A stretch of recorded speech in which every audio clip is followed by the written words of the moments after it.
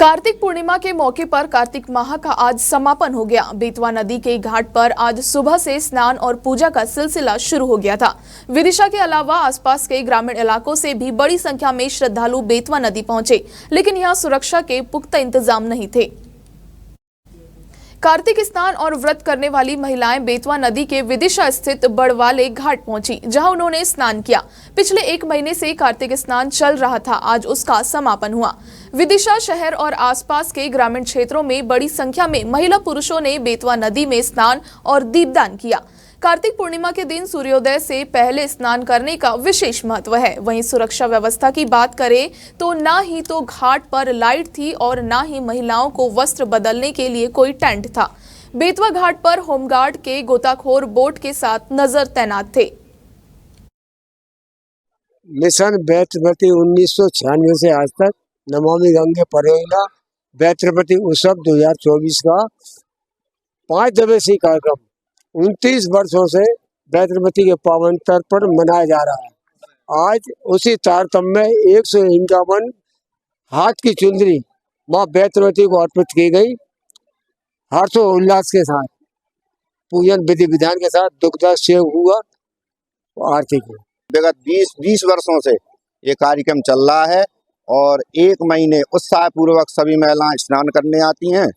प्रातः काल स्नान करके पूजन करती हैं और 7 दिवसीय कार्यक्रम प्रत्येक वर्ष समिति द्वारा किया जाता है और पूर्णिमा के दिन प्रातः काल चुंडी अर्पण, दुग्ध अभिषेक, पूजन आदि अभिषेक कार्यक्रम किया जाता है और सभी हर्षोल्लास के साथ इसमें सम्मिलित होकर धर्म का लाभ लेते हैं। और कार्तिक महत्तम का बहुत ही महत्व है, इसलिए भगवान राधा कृष्ण के पूजने के लिए सब लोग यहाँ आते हैं, स्नान करते हैं। प्रातः जलाभिषेक आदि सभी स्नान करते हैं और महिलाएं बढ़ चढ़कर भाग लेती हैं। आज विशेष महत्व रहता है कार्तिक पूर्णिमा का।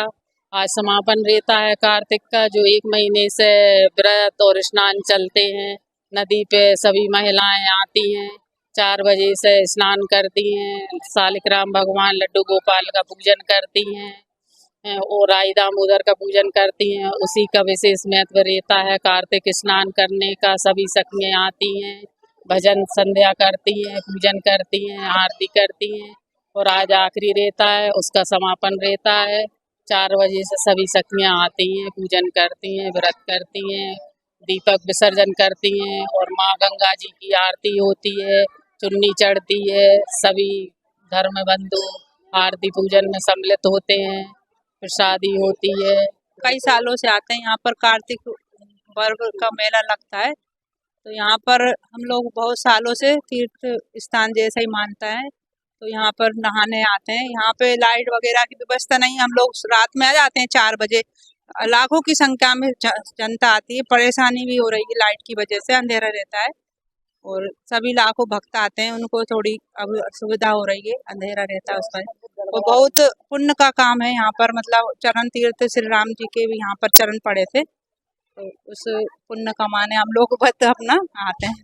कई सालों से आ रहा है, लेकिन व्यवस्थाएं सही नहीं है। यहाँ लाइट की व्यवस्था नहीं है, स्त्रियों को कपड़े बदलना पड़ते तो वो कपड़े बदलने के लिए भी कोई व्यवस्था नहीं है और यात्रियों को बहुत असुविधा होती है। लाइट की वजह से क्या-क्या दिक्कत है? अंधेरे में गिर जाती हैं, नदी में डूबने का भी डर रहता है ना। और वैसे नाविक वगैरह सुरक्षा गार्ड भी नहीं है यहाँ, कोई दिक्कत हो जाए तो कुछ भी हो सकता है।